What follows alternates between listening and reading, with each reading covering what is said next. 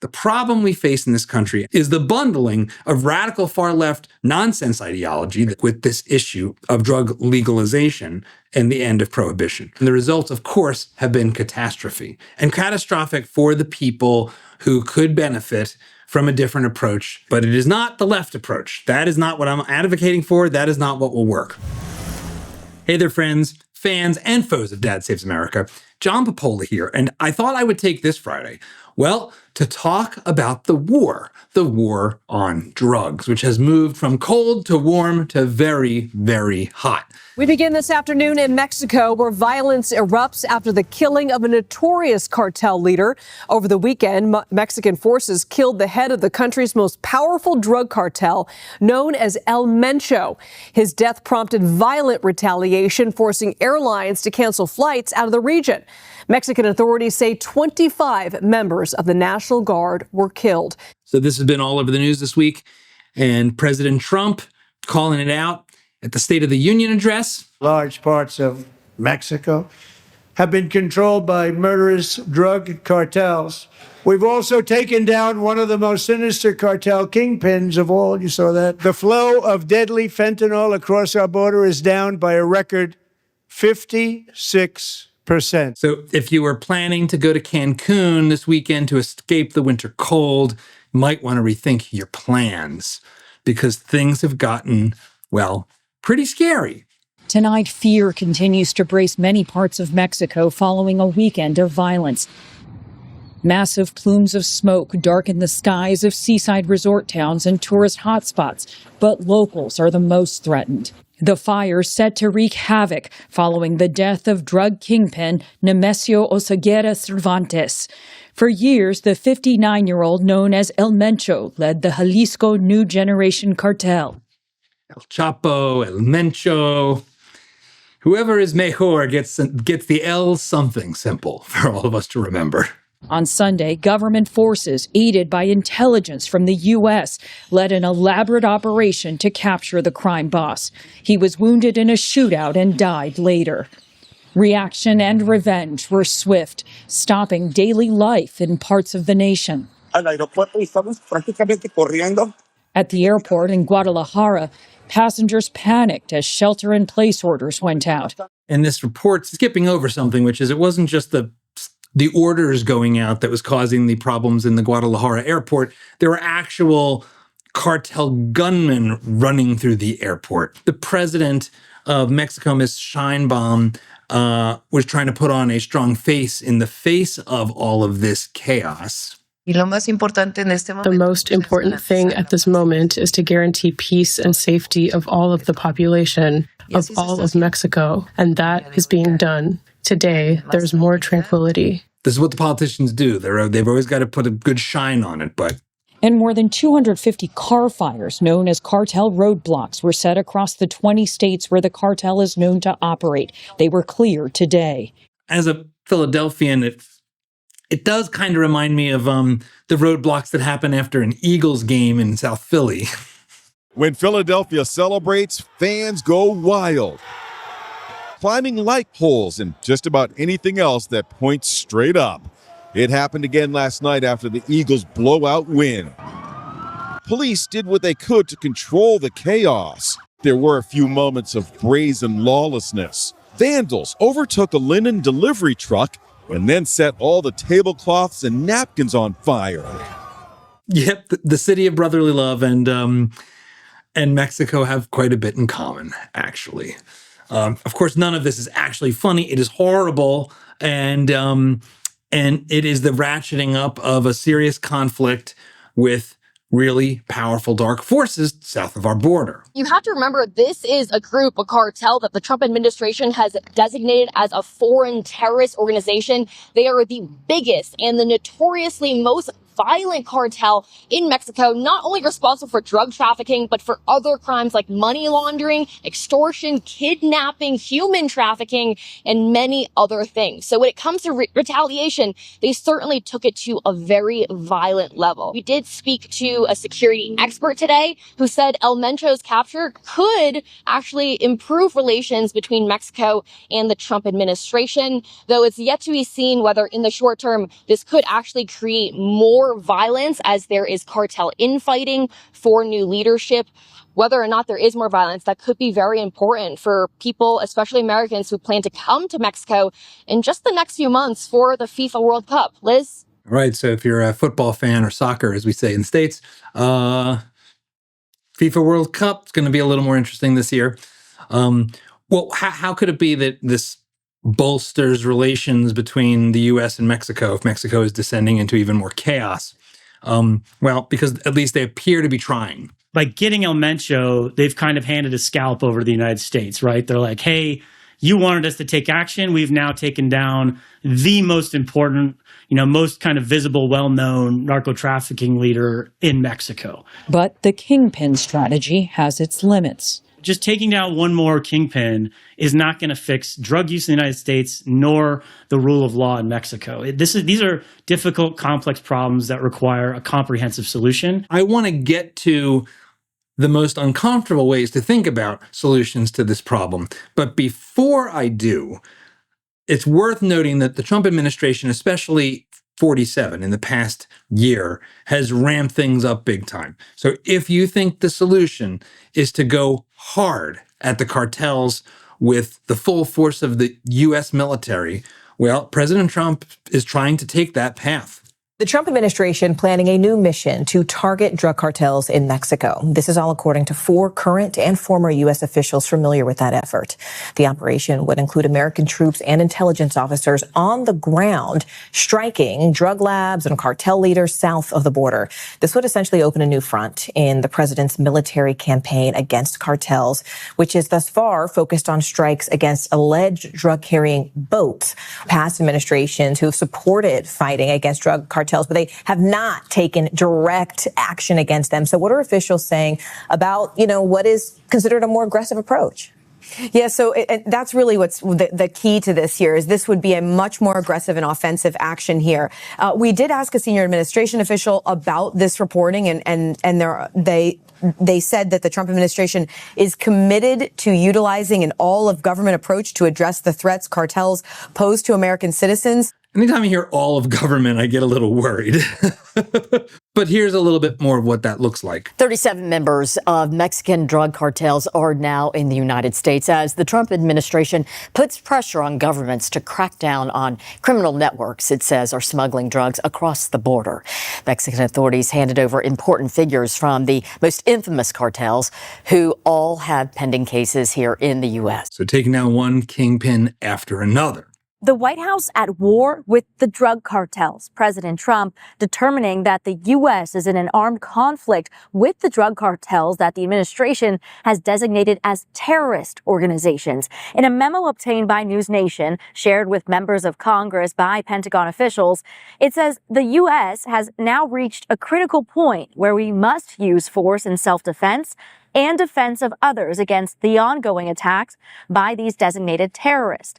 And this follows the 3 recent deadly strikes on alleged drug smuggling boats in the Caribbean. The memo says the alleged smugglers are, quote, unlawful combatants, and that the Pentagon was legally authorized to strike the boat in the Caribbean last month. If you try to poison our people, we will blow you out of existence, because it's the only language they really understand. And if you want to get blown away by more of our content, don't forget to hit that subscribe button. It's so cringe. We'll leave it in, though. We'll leave it in. But now, let's get back to it. The language around designating these organizations as terrorist organizations is to unlock, as I understand it, powers within the Patriot Act and to be able to take more actual military action, again, without congressional approval, because that's all but erased from American governance. The Congress voting on stuff, that's not a thing we do here anymore. One thing you have to give President Trump credit for is that he says he's going to do things and then he does them. He doesn't allow red lines to get crossed, by and large. Taco notwithstanding. When I think about wars on terror, drugs, and the military, I can't help but be reminded that that's gotten a little weird in the not too distant past. Taliban finances much of its operations by selling opium, which is grown from poppies, which are right now being harvested. So here's the question. Why are American troops now helping Afghan farmers grow that opium? Nick Schifrin reports from Afghanistan on a controversial new policy. In western Kandahar, poppy farmers score, kill, harvest their crop, and the Americans do nothing to stop them. U.S. soldiers greet farmers.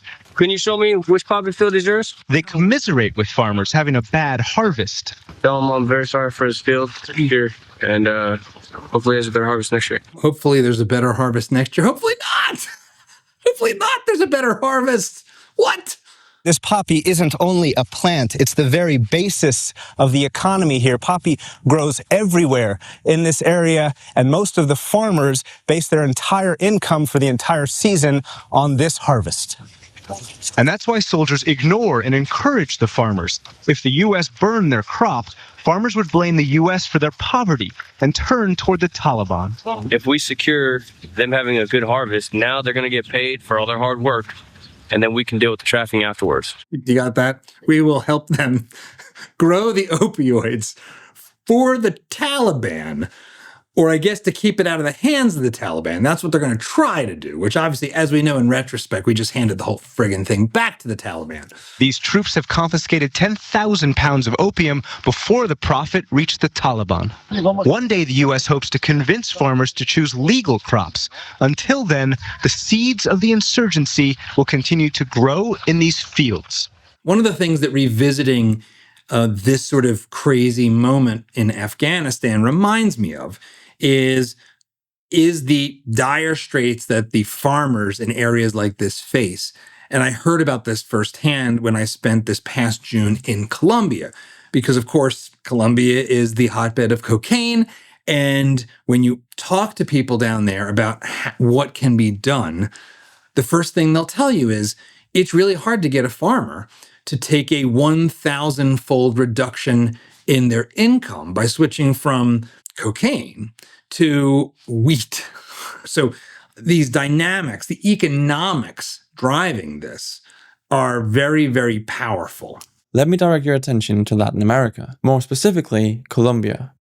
Colombia is the #1 producer of cocaine, since the coca plant that eventually becomes cocaine requires very specific growing conditions: high altitude, tropical climate, acidic soils, and certain temperature and humidity ranges. The perfect mix of these conditions are found pretty much only in Colombia, Peru, and Bolivia, but not in Mexico. So the cartels have to buy the finished cocaine product in bulk from Colombian trafficking groups. After the product has been made through a quite extensive process, the Colombian traffickers transport it, usually via boat or semi-submersible submarines, to Central America, places like Honduras, Guatemala, or southern Mexico. Then the Mexican cartels step in. They act as the middlemen. Their job is to get the product from Central America into the US. And again, the economics are actually really well represented by the TV show Narcos, which for a long time on Netflix was the #1 global hit. Imagine you were born in a poor family, in a poor country, and by the time you were 28 years old, you have so much money you can't even count it. Señores, yo soy Pablo Emilio Escobar Gaviria, haciendo negocios, así que pues fresco. Ustedes eligen plata o plomo. Silver or lead. Take your pick. And that is one of the reasons why these countries that have these strong cartel forces end up being fundamentally corrupt. The cops just get bought off. It's take the money or take a bullet. Those are pretty difficult choices to face. And it continues to persist. But it has gotten a lot worse in recent years, especially for Americans. The cartels realized it's pretty annoying to sell drugs made from plants, so why not sell something that's synthetically made, more potent, so you need fewer and smaller shipments, as well as much cheaper to acquire. This is where methamphetamine, fentanyl, and China come into the picture. See, fentanyl is a synthetic opioid 50 times more potent than heroin and 100 times more potent than cocaine. And meth is 3 to 4 times more potent than cocaine, but its effects last 10 to 20 times longer. And they are much cheaper to produce than cocaine. There is one problem though. Mexico doesn't produce the necessary precursor chemicals to make meth or fentanyl. So the cartels needed a partner to be able to sell this stuff. That partner they found in China. Because it turns out Chinese chemical manufacturers and criminal networks supply most of the precursors for fentanyl and methamphetamine to the Mexican cartels. And this is actually at the center of a lot of the trade disputes, or at least the justification for the trade disputes with China, when President Trump talks about the role of China in fentanyl. They're not actually sending the fentanyl, they're sending everything to make the fentanyl.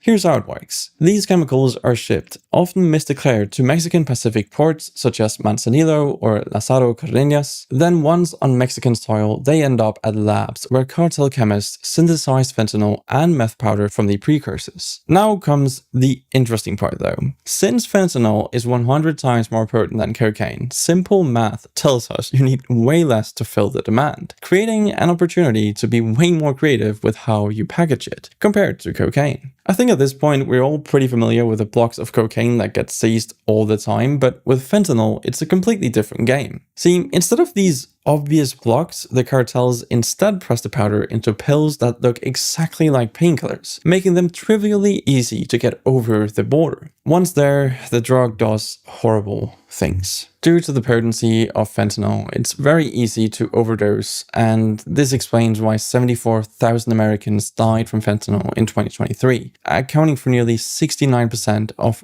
all overdose deaths. And 2023 represented a particularly high watermark for fentanyl deaths, which is why I think the full force of the Trump administration is behind going after all of these bad guys.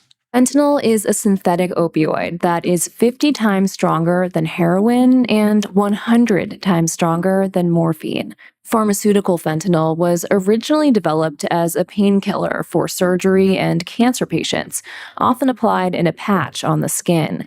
Drug dealers manufacture illicit fentanyl to lace other drugs like heroin, methamphetamine, and cocaine because of its extreme potency, making drugs cheaper, more addictive, and more dangerous. In recent years, synthetic opioid overdose deaths, primarily fentanyl, have skyrocketed in the U.S. And the one positive part of the story that I'm going to come back to in more detail later is that this graph, which shows 2021 and 2023 that follows as the peak, is actually followed by some good news on both the fentanyl deaths and the broader use of drugs. So I think we shouldn't be in total despair, but even with some retrenchment, it is a total human catastrophe. Truly unprecedented levels of Americans dying of overdoses from these toxic nightmare opioids, synthetic or otherwise. So the question is, what will come of this new effort? Can the president make a real meaningful dent in the inflow of drugs into this country and the broader crime and devastation that the drug cartels are imposing on their own countries and on us by sending criminal thugs into our country to deliver the drugs and then cause a lot of other problems? Well, a lot of people that have been looking at this issue for a long time have become quite despondent. Wherever you take out a leader, there's someone waiting to step up and take his place. And that's what a lot of the violence will be connected to. Journalist and author Deborah Bonello has covered the cartel for more than 20 years. Mexico's drug trade and organized crime in general is the product of sort of systemic failure across the region. Poverty, a lack of good education, a lack of job opportunities, an absence of the state in many parts of the country, as well as the corruption that is so endemic to local politics and all of the state institutions that are at work here. So it's important to understand that it's not a case of sort of good guys against bad, but really a product of a system that's letting people down and simply doesn't work. And I think it's maybe both things, right? It's actually a system that is broken, a set of institutions that are completely failed, and obviously horrible bad guys, because if you're in the cartel business, murdering and selling poison, you are very much a bad guy. I think this is where the sort of the soft liberal journalist types, even if they're touching on a kernel of truth, get lost in their suicidal empathy or their desire to look at everything in terms of systems and never judge anybody.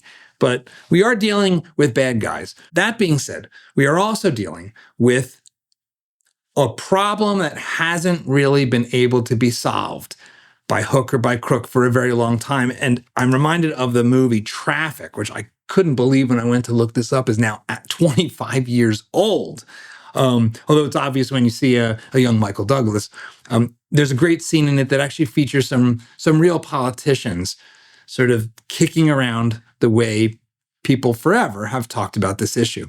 You're never going to solve this problem on the supply side. As long as that demand is out there in our cities, Mexico bashing is not going to do a damn thing for you. We in the legal drug business, and I mean Merck and Pfizer and the rest of my very important clients, realize that we're not fighting a war here with a traditional winner and loser. I don't know that you can win this war. I mean, everybody says we want to declare war on drugs, but, you know, if you have 25% of high school seniors are using drugs, if you reduce that to 10, that's a great improvement. Right. And I'll congratulate you. That'd be a phenomenal achievement. But you'd still have 10% habitually using drugs. I get a scotch and soda, please. That moment's so great. It's, yeah, and we'll come back to alcohol in a little bit, but the drug of choice, the drug of high society. All this law enforcement has really achieved is that kids get better stuff cheaper. Educational rehabilitation, prevention, that's not significant to these reporters. They want to see people in prison. They want to see the gory aspect of the drug. Thank you so much for sharing your point of view, and I look forward to this opportunity working with you. Well, call me because I have a good bill on treatment on demand. I could use your help. Wonderful. Look forward to it. Thanks, Senator. If a judge or if a politician is willing to put a reefer in their mouth, I'll do a story on it. Right. Stand up and be independent, because I don't care who's president, I don't care who the members of Congress are, I don't care who you have to deal with. If you're independent, you use that bully pulpit, right? That's where your power is. So in the movie, Douglas plays a judge, a conservative judge, appointed to be essentially the drug czar.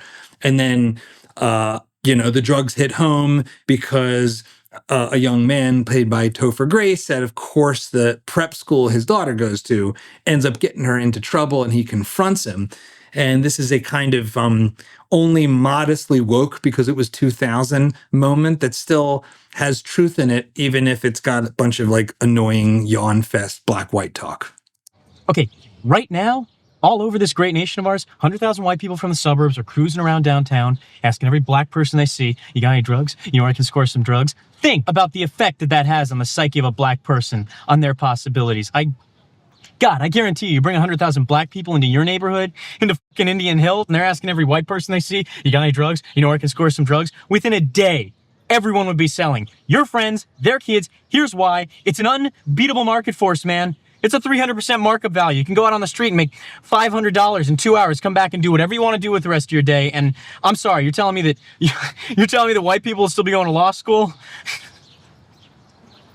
Of course, there's black and white drug dealers and users, but the point still stands, and it's actually pretty good.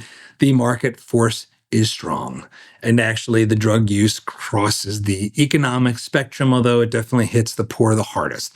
But let's come back to that drug of choice, because this is the year after I graduated college, and I, as a Pennsylvanian, actually went to Penn State, where I consumed a fair amount of the drug of choice for most Americans, namely alcohol. And because, of course, Penn State was just world class at that. And the Lions have toppled last year's champs, at least when it comes to partying. Cheers to Penn State. According to a Princeton review poll, Pennsylvania State University is the top party school in the U.S. So why do I bring that up? Well, because alcohol is actually one of the most potent, powerful, and difficult drugs to escape if you're addicted, It's one of the ones that destroys probably the most lives in the aggregate over time in America, and it is legal. And one of the things about my own experience with this issue, for starters, is I have family members who have been trapped in both alcoholism and drug addiction. And so my heart breaks for people struggling with this, especially parents. If you are a parent, if you are the sibling of someone who is trapped by addiction, I have nothing but sympathy, and I understand if you're cheering for the bombs being dropped on these guys, because they do deserve it. They do. But will it work? And is it effective? And is it going to actually save lives in America? And when I got out of Penn State and first started working in New York City, I was told a story that actually shifted the way I think about a lot of things, because I grew up just like a little young Republican, a little Alex P. Keaton fan. I adopted my parents' politics. Alcohol was really the only substance I'd used, and really the only one I've mostly touched. So I'm not a drug guy. It's not my thing. But I met a guy, young guy, professional guy, telling stories about his high school time. And he talked about how it was way easier to get cocaine at his high school parties in Greenwich, Connecticut, than it was to get alcohol. Now, I heard that and thought, how could that be possible? Where did you even get it? How would you know to get it? And what happened? And what he described was something that really stuck with me. He said, well, yeah, it was easy to get because it was the black market and people were everywhere, and there were drug dealers in the school, and it was a high-end neighborhood. And if the cops showed up at the party, they basically would get a slap on the wrist and off they went. And right around the cubicle was another friend who came from Newark, New Jersey, which is basically a slum. And they told me completely different stories about how essentially just a 13-year-old being handed an envelope and told to walk across the street with it as part of a drug deal would end up getting thrown in juvie and have their life destroyed. And the dichotomy there really stuck. And the sense in which our law and order system fails us on this particular issue really stuck with me. And it led me to start rethinking how I thought about drugs as somebody who isn't into drugs, thinks they destroy your brain, thinks they are essentially a sin and an unholy desecration of your sacred body. But I actually think we should probably just legalize all of them. And I am not alone in being very, very personally conservative and agreeing with that position. Although I know many of you, when you hear that come out of my mouth, will immediately, I was going to say change the channel, but it's YouTube and I'm just being a boomer geezer.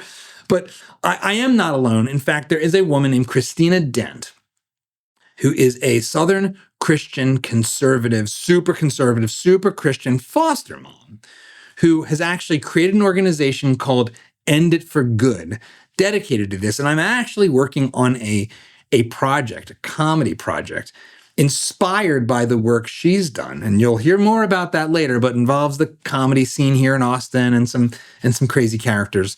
But she approaches this in a way that I think is interesting and important. We have to address those root causes of the big picture of why we have so much crime, overdose, and addiction related to drugs. And the biggest lever that we can pull to impact all three of those is to remove the use of the criminal justice system for addressing the market as well as addressing consumers, and move those into the public health space instead of the criminal justice space. So if we shift from kind of this quantum leap approach to a harm reduction approach, we can keep more people alive. We can help more people build the lives that they want to be fully present for. And I think one of the things that's happened in the past 5 years that has made the kind of argument she's making impossible to hear is that it sounds a lot like woke imbeciles in blue cities that have destroyed the place. It sounds a lot like places like Portland and Seattle and Los Angeles and Austin and New York. Harm reduction. Last week, my video was about all of the lunacy that has contributed to homelessness, centering around drug addiction and things like harm reduction, which is a euphemism for giving people clean needles to shoot up with in the name of hoping they won't die from an infection. Those people enraptured by that have poisoned our ability to understand the broader picture when it comes to drugs and the legal system more broadly. But stick with me and stick with her for a second. We can't reduce all the harm and all the bad experiences that happen in life, but we are proactively increasing the amount of pain and trauma in millions and millions of people's lives, whether it's through the underground market and the violence that comes from that, or it's through arresting people for drug possession and all of the trauma and disconnection and destabilization that comes through that. And that is a people disaster. And that to me just breaks my heart. And that's why I care about it. And I hope others will also, who don't want to use drugs or don't want people using drugs, is to see that this is one of the areas in which what we do with drugs has a massive impact on people and how we handle people. And that impacts all of culture and society. 100 years ago, when we started this experiment of prohibition, it wasn't based on evidence then. It's not based on evidence now. And it wasn't based on it then. And I think I had always thought drugs have always been illegal. Like that's like their default is just being illegal. And I had never known that there was a time where even harder drugs, quote unquote, harder drugs like heroin and cocaine were legal and were able to be gotten in low dose quantities over the counter. And that just blew my mind. And a very small dose of cocaine was also in Coca-Cola. Not enough to matter or get you high, but yeah, her point is very much true. The world is a different place than it was 100 years ago. But if there wasn't evidence then for what we did, and there's not evidence now for what we're doing, perhaps the reason we're still doing it is because none of us lived in the time before. And we are just taking what was given to us and continuing on with it instead of saying, wait a second, we might have been wrong. Maybe this is one of our generation's blind spots. And maybe it's one of the things that we need to rethink. So it's worth just revisiting prohibition as we sit here roughly 100 years since its introduction and subsequent repeal. So, of course, prohibition was written into the actual Constitution as the 18th Amendment. To understand just how popular initially prohibition was, you have to remember what it takes to actually pass a constitutional amendment. It takes 2/3 of the House and Senate to pass the legislation, which is then sent to the states, where 3/4 of the state legislatures, need to ratify it. That is a supermajority. That is a super layered supers majority to get this passed. And that is what happened. World War I is over, and so are America's days of legal alcoholic drink. Convinced self-sacrifice and sobriety will bring prosperity and peace. As it won victory in war, Americans praise passing of the dry law, and then promptly proceed by every possible means to repeal 18th Amendment. That is the truth. This old-timey video is definitely after the fact, but the telling is useful. Here's Shy Andrew J. Volstead, father of Act that became federal law January 16, 1920. And then enforcement begins. In Boston, as in every other city, government agents fight hopelessly against illegal liquor. These homemade stills are but a few of thousands seized and destroyed. Other thousands produce millions of gallons, and countless hundreds prosper in business of bootlegging.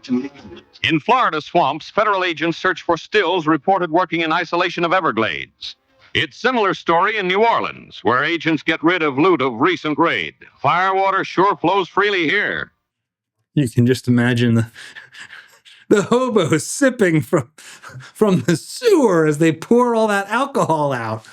And gang lords move freely here. Al Capone enters Chicago court at height of his career and leaves still king of bootleggers. His reign of terror still to take its toll of dead in an underworld at war.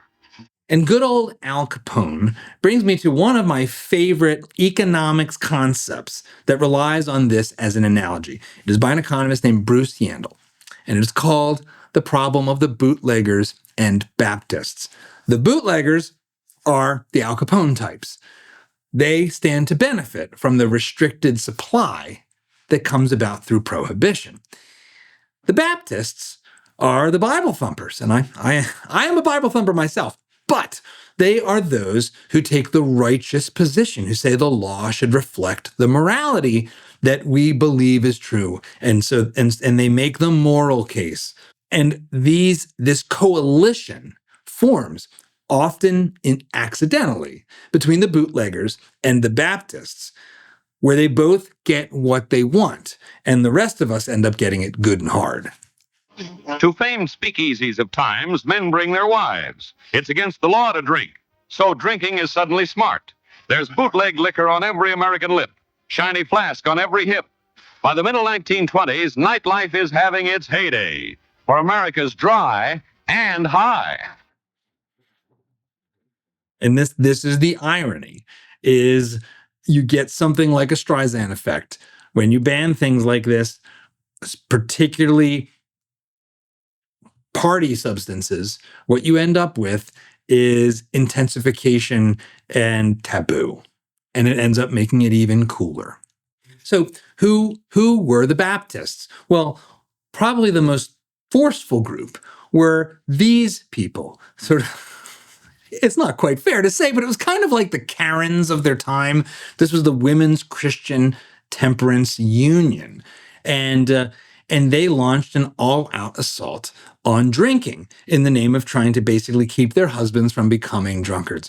And this ad is particularly sort of interesting. Lips that touch liquor shall not touch ours. It's a clever slogan, but I think the influencers that were chosen to advertise it maybe could have been cast a little better.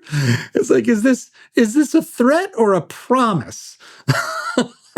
There's this graphic that is that sort of tells the tale, right? So this is the 9-step plan. You start off with just a glass of wine with a friend, and by step 5, you're at the summit, attaining jolly companions and a confirmed drunkard. So here you are, all fine and dandy, and then of course down the collapse you go to eventual desperation, crime, and so this was the moral force behind Prohibition.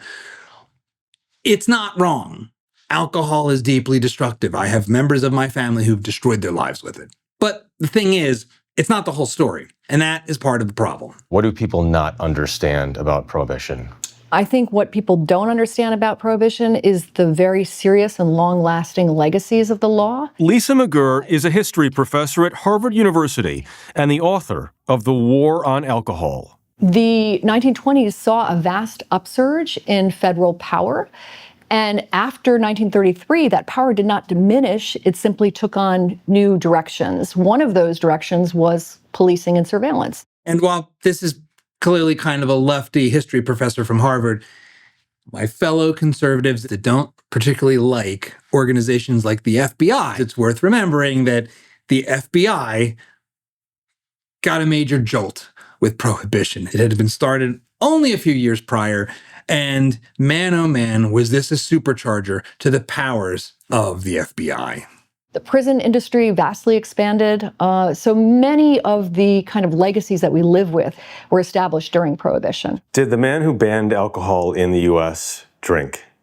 Yes. Melanie Gabbert-Gatchell is a historian at the Andrew J. Volstead House and Museum in Granite Falls, Minnesota. Andrew Volstead and other social progressives felt the country was being ruined by its saloon culture. Bars, they felt, allowed men to drink their paychecks away, while the family suffered, and in some cases was abused at home. And I will say, I long for the time when the progressive movement cared about things like degeneracy instead of actively promoting it. I mean, that's the kind of irony. There's layers of irony in this story, but that is certainly one of them. Women are not suffering from the blows of drunken husbands as in the days when the saloon had right of way. He felt very strongly that morality could be legislated. Yes. He said they've been legislating morality since the Bible. Since the Bible, and he figured, here's another law, you guys should follow it. Progressives in favor of Prohibition were joined by a fervent group of social conservatives, also worried about the country's direction. Remember, this is a period where we have between 1880 and 1920 over 20 million immigrants entering the country. And so there's tremendous anxiety among Protestant middle-class men and women over how those immigrants are changing the face of the nation, including their leisure and drinking habits. What she's really saying is, there was a bunch of Irish and Italian Catholics coming in drinking too much, especially the Irish, but certainly the Italians too.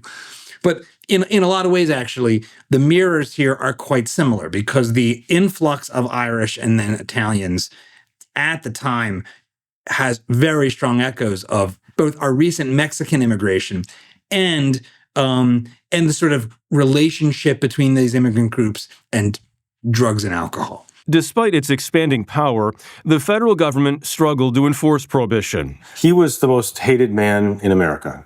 Yes. He did not look like a sympathetic character, which worked against he really didn't. Andrew Volstead became the face of most everything that was going wrong. He didn't take into account people's personal demons, their personal addictions. He didn't take into account that there always generally seems to be a problem when the government tries to tinker with people's personal choices. Yes. And you suddenly have the emergence of a concern for personal liberty in the corporate press. It is only on this issue where you will see that.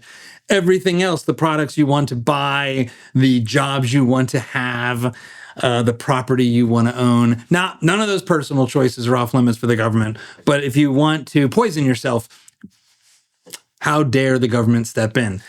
That I happen to agree on this one doesn't change my disgust for these people in general.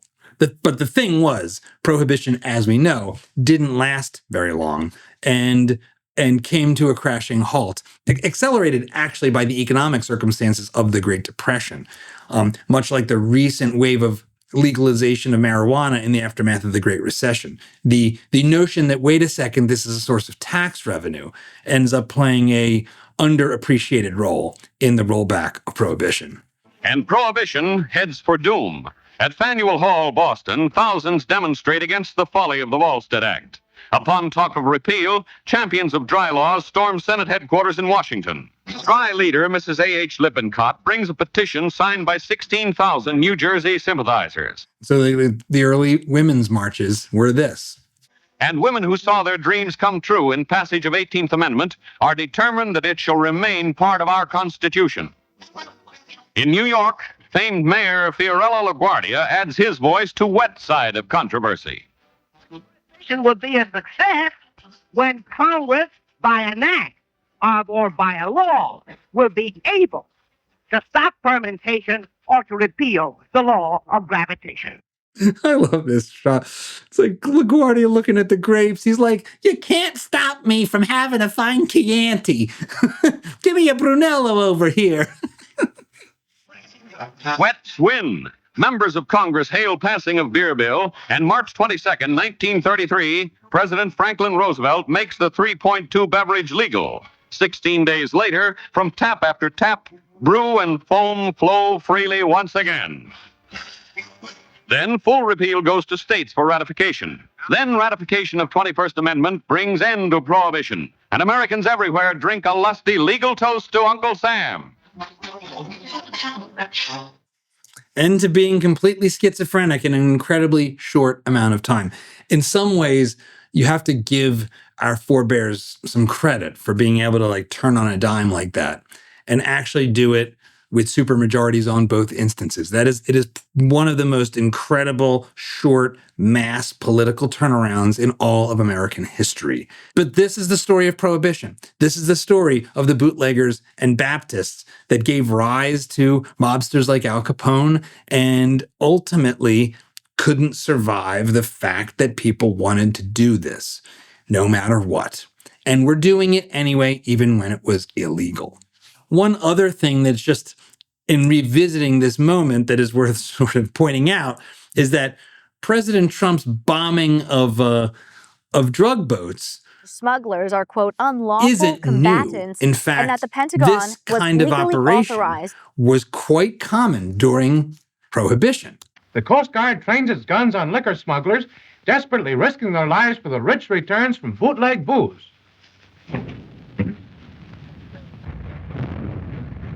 Here and there, a prize is captured and its illegal cargo confiscated. But although hundreds of boats are taken each year with lives lost on both sides, the flood pours in. Down sewer go thousands of gallons, but it's only a drop in the bucket. I like this eradication mechanism especially. This is the let your 13-year-old boy run wild eradication strategy and just throwing bottles against the wall. So what do we do? And what have we learned since? Well, number one, there was a move that actually just got repealed in Oregon to decriminalize essentially the consumption of all drugs, effectively using the kind of arguments that I make. Which is to say that you can't really stop this. The prohibition doesn't work, that people continue to get access to stuff and ends up actually being worse. It ends up being more potent. All the stuff you were hearing in that traffic clip from 2000 and more were the arguments that gave rise to the decriminalization in Portland and in Oregon statewide. And once again, this doesn't make the case for this position particularly well. Portland, Oregon is in the midst of a state of emergency. Overdoses and open drug use are on the upswing. While homelessness has plagued the state for years, the open drug use, present no matter where you are in the city, is drawing new ire amongst the historically progressive community. I guess you just don't see as many police stopping people on the sidewalks for using drugs. You know, you can give them the free resources and you can not like put them in prison, which is great. But like ultimately, they're not doing anything in a sense to like change the behavior. Residents say it's all because of a state law decriminalizing small amounts of all hard drugs, from fentanyl to meth to crack, that went into effect in Oregon in early 2021. In what was perceived as a revolutionary approach to addressing the addiction crisis, the ballot initiative, aimed at Measure 110, was voted in by 58%. The first of its kind law aimed to transform drug use, even in public, from a crime to a behavioral health issue. You know, it's gone from like property crimes to stolen cars, and for the last year or so, year and a half, it's been predominantly fentanyl, where fentanyl has basically become our full-time job. There's no magic wand that is going to somehow solve the drug crisis. It just doesn't exist. Now Oregonians are thinking twice. As public drug use has risen, residents are asking, was decriminalization a massive mistake, or did they just open the floodgates too quickly? So at this point, as we sit here in 2026, the most recent efforts in the United States to move in the kind of direction that I think rationally we probably ultimately should if we want to end the cartels has been functionally a disaster. Officer David Baer patrols the streets of downtown Portland. It is not a crime to use drugs in public in Oregon. What do you guys do when you do see someone using in public? If we have outreach workers that day, we offer you the chance to talk to an outreach worker, but you're going to get a $100 citation for possession of a controlled substance. I provide you with a treatment card, so you call that number to do a health screening. The phone number has become a symbol of the law's shortcomings. After 3 years and over 7,600 drug violations, only 200 calls to the number have been made. The surge in open drug use has given way to concern from Oregon's residents. The downtown of its most populated city has remained barren long after COVID lockdown ended, increasingly dotted with homeless encampments. An Emerson poll taken last year found that 64% of Oregonians supported rolling back part of the law, and 56% wanted a total repeal. The voters of Oregon were misled about what path we were going down. If a police officer goes into a park at 3 p.m, there's kids playing on the playground and someone's lying on the sidewalk, obviously under the effect of some hard drug, the officer can stand there and write a $100 citation and hand him a phone number and say, "Have a nice day." Yes, a total disaster. The disaster is of a particular kind, and I think it's worth looking at why this didn't work and why it is essentially a reverse mirror of prohibition. It is a stripping away partially prohibition and then bringing it right back. One reason for this is pretty obvious. Alcohol is deeply destructive, incredibly addictive, and creates lifelong disease in alcoholism. But it doesn't have the intensity of addiction that harder drugs like opioids and fentanyl do. So they are in perhaps different categories. But the circumstances and the politics and ideology behind this played, I think, the decisive role in its catastrophic failure. If there's a Portland progressive mugged by how his policy ideas played out, it's Mike Schmidt. The former Portland DA championed decriminalization when he was in office. It's been very frustrating to see people nationally say, oh, well, of course it failed. Look at that. You know, obviously you knew if you decriminalized drugs, that was going to be a massive disaster. And they just kind of flippantly write it off. Schmidt says decriminalization was doomed by terrible timing. I won in the primary election, which was May 19th of 2020. 6 days later, George Floyd was murdered. And a couple days after that, the streets in Minneapolis and then Portland and then across the country and across the world exploded. Tents filled the sidewalks as the city suspended anti-street camping laws during the pandemic. Political activists called Portland a Schmidt show. It's the craziest thing I've ever seen. They both want to cut funding for police. They want to end that cash bail. They want to hire far-left prosecutors. The radical left district attorney in Portland, Mike Schmidt, his name is. Schmidt says Portland became a political battleground for the entire nation. And the issue isn't that it became a political battleground. It is that all the other progressive ideological nonsense makes dealing with the prohibition issue impossible. Because as I talked about last week, the modern, postmodern, progressive left that believes you do you is literally like a moral judgment more than simply a legal freedom, push this actively. We have been being told that this is just a lifestyle choice. And that, combined with we're not going to prosecute the actual crimes you are committing, including the equivalent of public drunkenness. The streets, by the way, are owned by the city, technically, and it is completely reasonable for the city to have laws that say you can't destroy the city streets. All of that can coexist with the end of prohibition and a change in how we approach substance abuse. The problem we face in this country, and I don't see it getting solved anytime soon, is the bundling of radical far-left nonsense ideology that basically throws human nature out the window with this other topic, with this issue of drug legalization and the end of prohibition. Those two things have been brought together in general, and the results, of course, have been catastrophe. And that is what happened in Oregon. And it might be the inescapable political reality we face. I think it mostly is. So I'm Sisyphusian in my position on this particular issue, but I think it's worth thinking about and taking seriously so you understand the landscape. Oregon's 3.5-year experiment with decriminalization is over. Last September, the state legislature overrode the ballot initiative known as Measure 110 and recriminalized drugs. Measure 110 was not what Oregonians thought it was, because they were told that their family and their friends were going to get treatment for addiction. And what it turned into was a free-for-all of public drug use, increased fentanyl, opioid overdose deaths, and Oregon becoming seen as a national dumpster fire.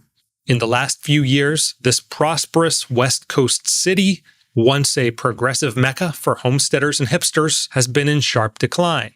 Portland's population began shrinking in 2020 after 15 years of growth. And so has gone every city under the sway of far-left progressivism, just turned into wastelands of actual human waste. Truly catastrophic. And catastrophic for the people who could benefit from a different approach to addiction than we have. But it is not the left approach. That is not what I'm advocating for. That is not what will work.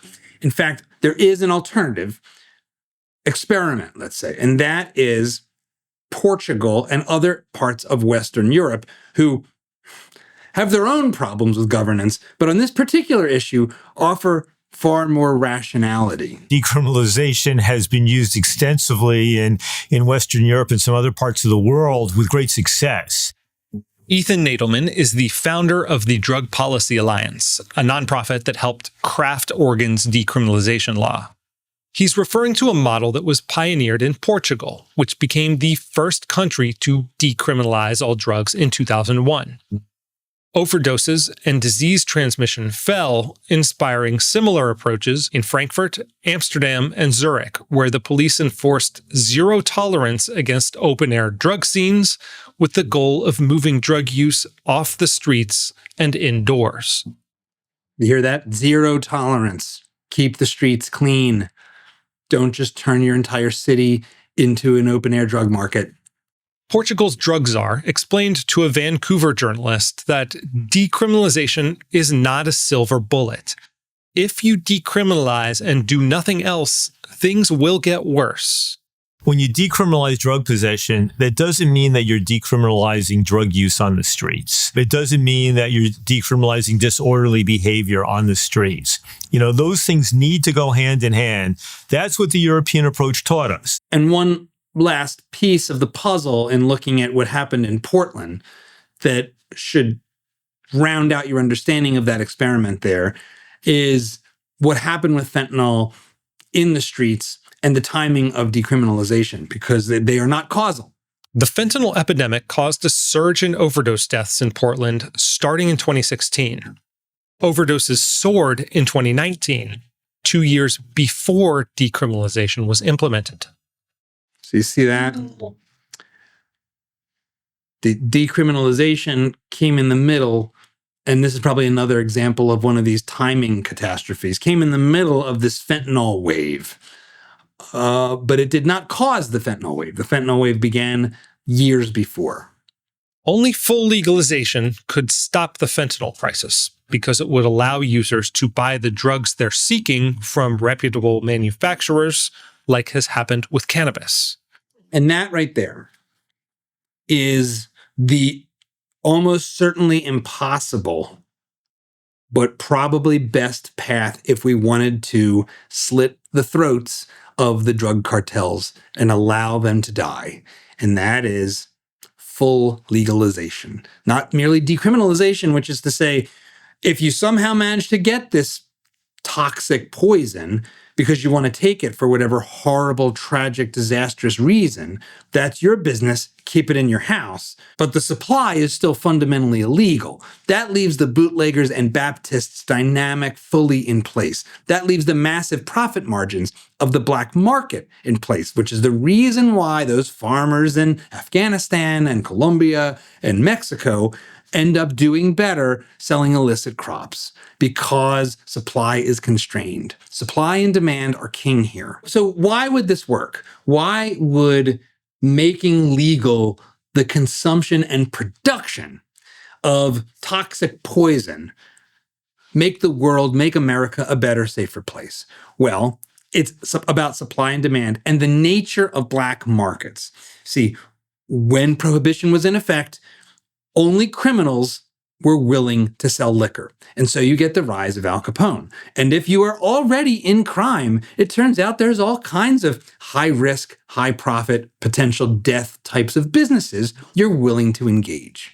What you don't have when you're in a black market is things like insurance companies breathing down your neck to make sure you aren't taking on excessive risk, or banks who, again, have a stake in your operation and are regulated entities. You yourself are not regulated. Not that I'm really a fan of regulation, but even these private entities like insurance companies and banks hold real legitimate businesses to account. Your insurance company doesn't want you to sell your drugs to kids, have them go die, and have the families sue you out of existence, which is what you get to do when the production of these things is legal. We have seen it with the pharmaceutical companies. If an imaginary heroin manufacturer sold my underage son drugs and he overdosed, I would go on the warpath to sue the entire company for everything they were worth. And so would you. And it would happen, first of all, because this is America and we like to sue each other,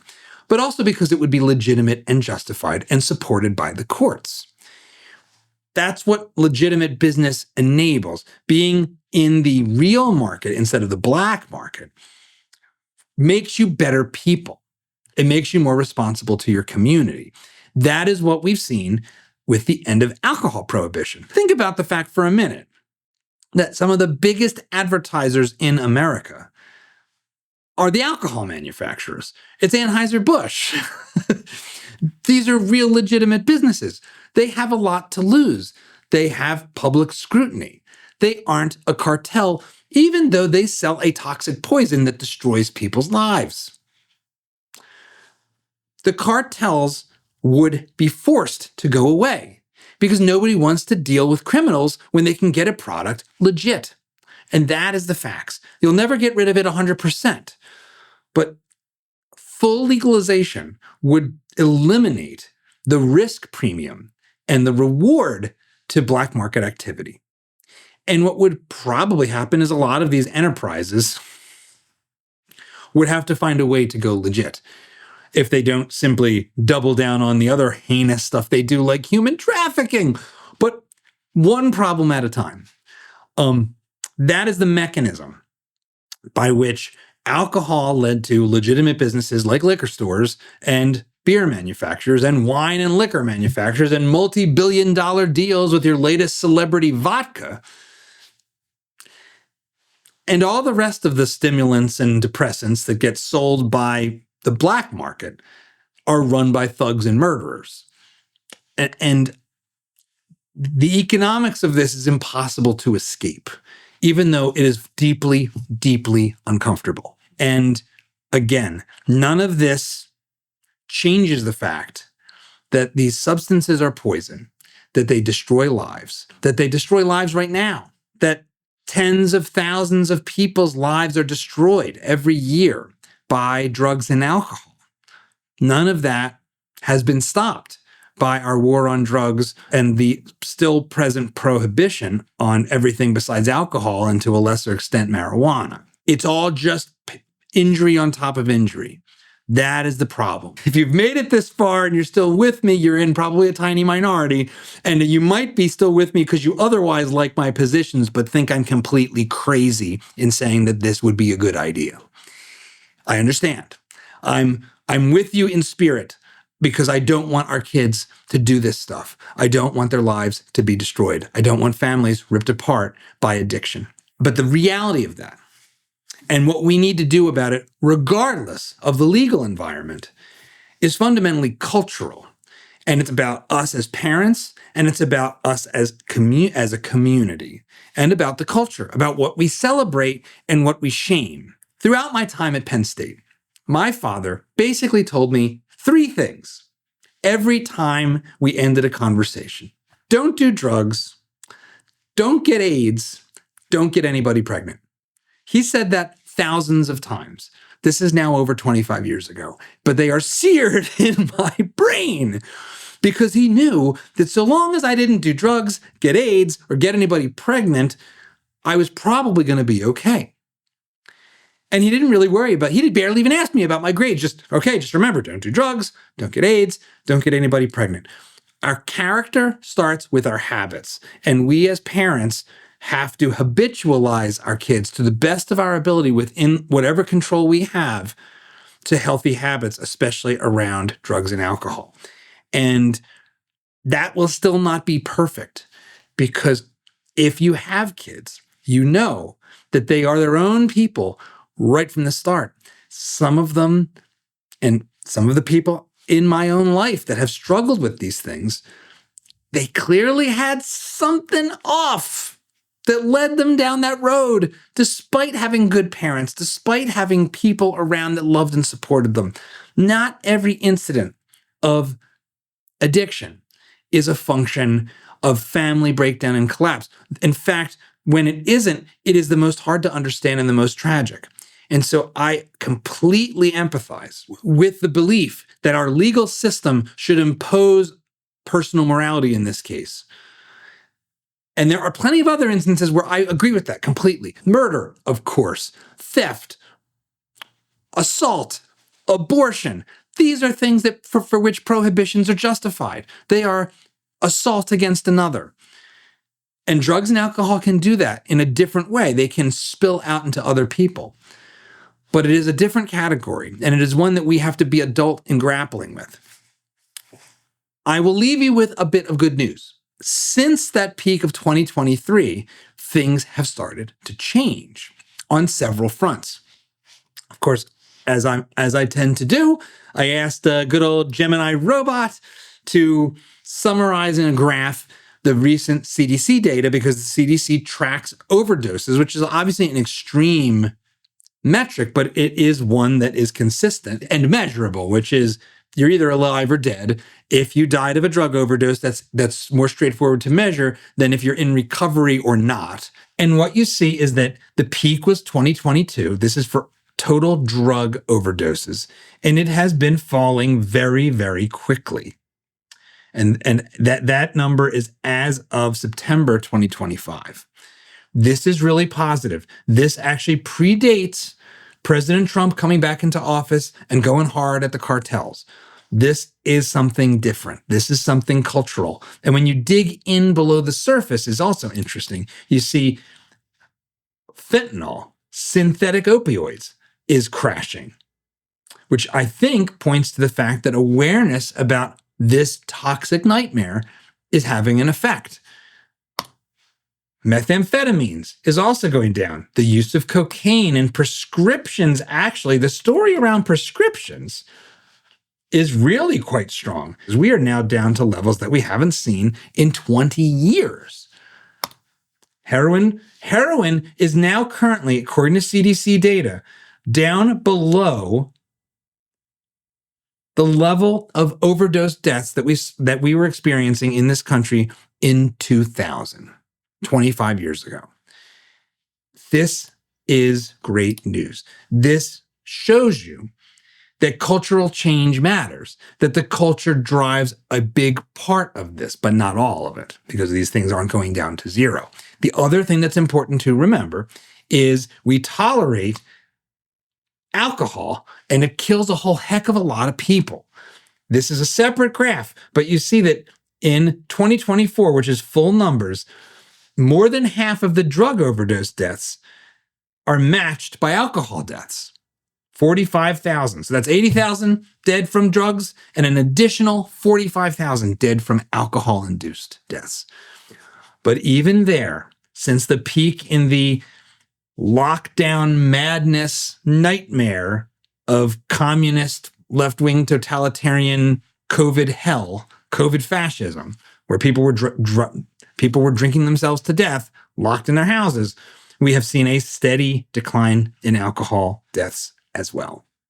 So there is reason to be optimistic that in a world, if I snap my fingers and we actually had super hardcore conservative police forces and total end to prohibition. So they're cleaning up the streets, they're throwing people in asylums. But if you want to get high like an idiot, you're allowed to, so long as you don't get in a car. We might be able to be better off in that environment. One last piece. Recent polling found that teen drug and alcohol use is at all-time lows since they started measuring. So alcohol use down substantially across 8th, 10th, and 12th grade. Down over the past 25 years.